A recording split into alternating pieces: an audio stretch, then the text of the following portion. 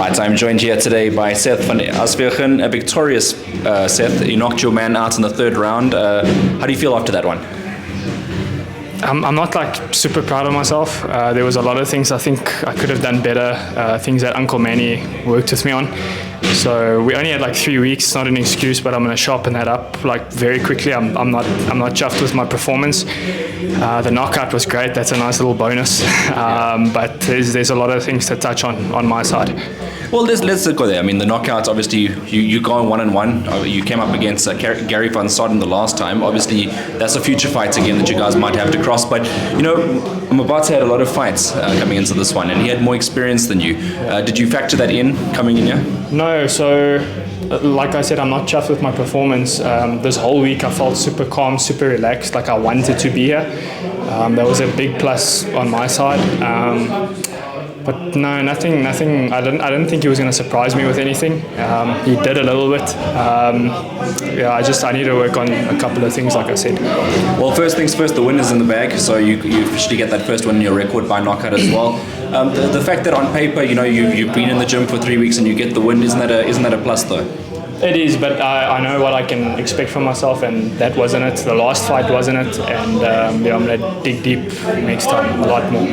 Well, now that you've got more time in camp, the team's assessing you and seeing what you can do. When do you expect to get out there again?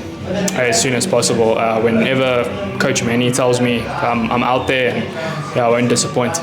What's your background into boxing? How did you get into the sport? I never had amateur boxing. I did a couple of silly white collar fights. I'm more of an MMA guy. I had amateur MMA fights, and then one time Anton Gilmore, Uncle Ants, just called me and said we need to get me pro. I went pro. I didn't work out the first fight, and now I'm deep in this thing. Well, that's where I was going to go next, because you obviously had a change in camp. People would see a different environment for you. Why did you make that decision? Say again? Why did you make that choice to change camps? It's hard to say. I didn't feel mentally prepared last time.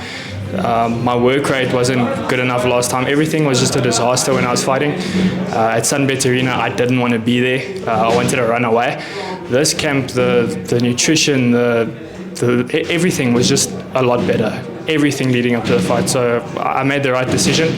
Anton Gilmore is fantastic. He's the best in the South, one of the best in the country. I just thought I'd be a bit better off this side. There's a couple of newer faces in the super middleweight division going around South Africa. In terms of picking fights, are you going to leave that to your team, or are there a couple of names out there that you'd like to get in the ring with? There's one or two, or there's two, but I'm not the type of guy that I call out people or anything. I'll let my coach decide, especially coming off one loss and I just won now. I'll stay humble. Okay, fantastic. And then obviously we look forward to seeing you soon, Seth.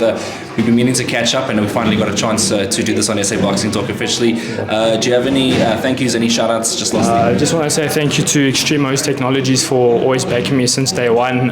Ronnie Van Zyl, all my friends in attendance, my family. I couldn't do it without any of them. Thank you.